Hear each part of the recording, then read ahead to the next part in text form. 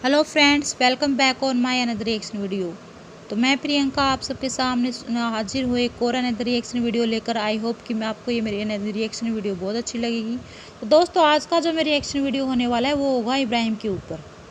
जी हाँ, इब्राहिम को लेकर होगा और उनकी निजी लाइफ को लेकर कुछ बातें होंगी जो कि सबको ही पता है, क्योंकि भाई रेडिट पर और कई मीडिया में ऐसी तो कोई निजी बात नहीं है। लेकिन उनकी हम सफ़र के बारे में कुछ बात करेंगे सबा इब्राहिम को लेकर।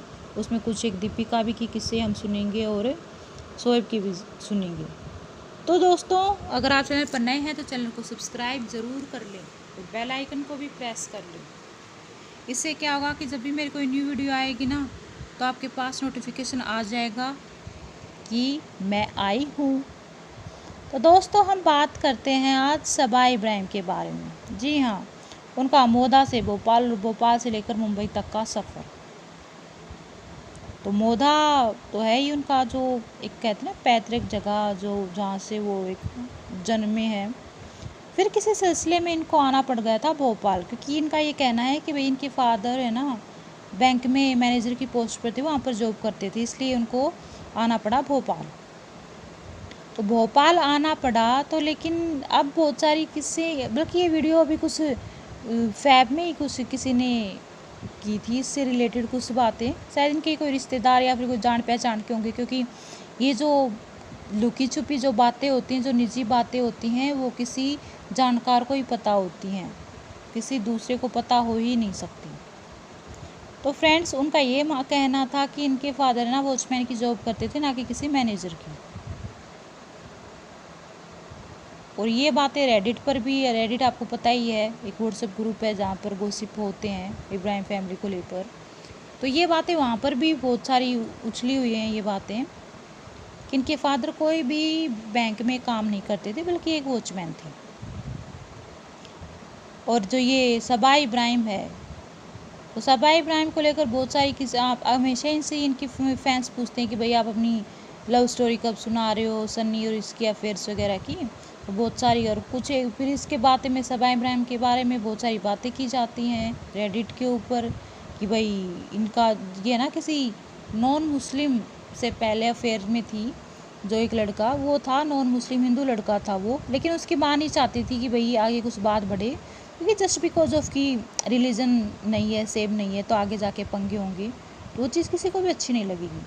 लेकिन उसी टाइम पर भाई इसका भाई आ गया था मुंबई, ये छोटे मोटे रोल के लिए ट्राई कर रहा था मुंबई में।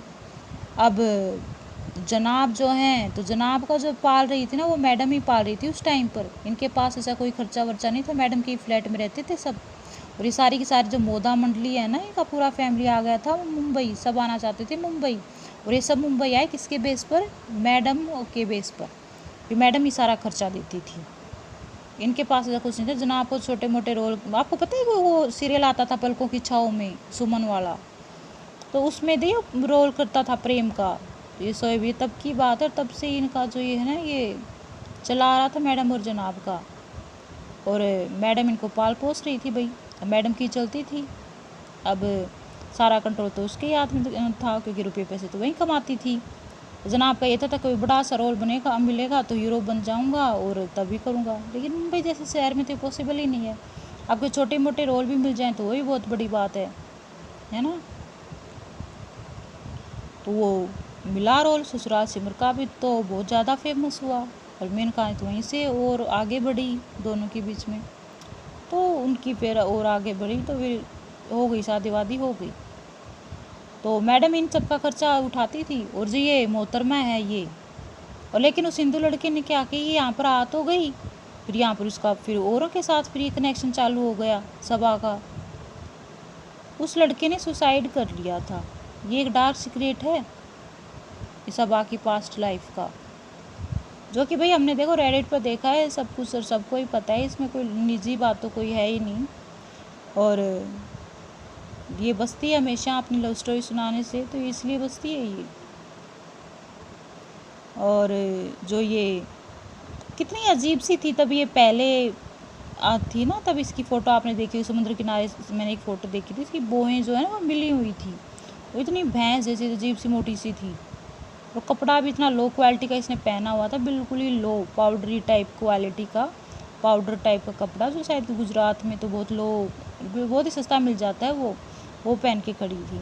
तो मैडम ने खुद की जो मेहनत की जो कमाई थी ना, उसके बेस पर इसका डाइटिंग चालू करवाई, इसका वेट लॉस करवाया, फिर इसका पूरा ट्रीटमेंट करवाया, क्योंकि इसको हीरोइन बनने का शौक था। मैडम को पता था कि भाई इस लुक में तो इसका कुछ होना जाना है नहीं, तो पतला इसको करवाया, आईब्रो इसकी ठीक करवाई हैं, फिर जो भी दाग धब्बे थे वो सारे हटवाए, दांत ठीक करवाया। तो बिल्कुल ये इसका बिल्कुल ट्रांसफॉर्मेशन कर दिया, बिल्कुल ये हूर पर ही बना दी मैडम ने, वो भी खुद की कमाई से, ये नहीं किसी और के। तब तो ये होती भी नहीं थी ब्लॉगिंग वगैरह कुछ, खुद की कमाई से। तो उसने इसके लिए तो बहुत कुछ किया है।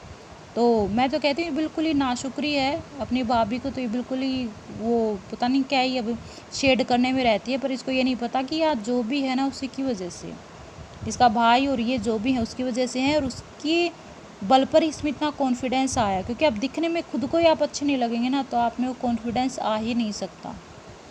तो भाई भाभी ने तो बहुत कुछ किया है, और भाभी तो प्रेगनेंसी के टाइम पर भी सब कुछ करते घूम रही थी इसके लिए, और सारे सब कुछ इसका ही पसंद का था। अब कुछ चीज़ अच्छी नहीं गई तो उसमें भाभी को ही गालियाँ पड़वाई इसने, और कोई सपोर्ट भी नहीं किया। तो ये मोदा से मुंबई तक का सफ़र ये रहा है इसके डार्क सीक्रेट भी है उस लड़के ने जो सुसाइड किया था। और मैडम ने तो बिल्कुल ट्रांसफॉर्मेशन किया, तो मैडम को ये शेड करती रहती है, बिल्कुल नाशुक्री है। आई होप कि फ्रेंड्स आपको मेरी ये वीडियो अच्छी लगी। फिर मिलते हैं एक नई चटपटी न्यूज़ के साथ, रिएक्शन वीडियो के साथ। तब तक के लिए टाटा बाय बाय।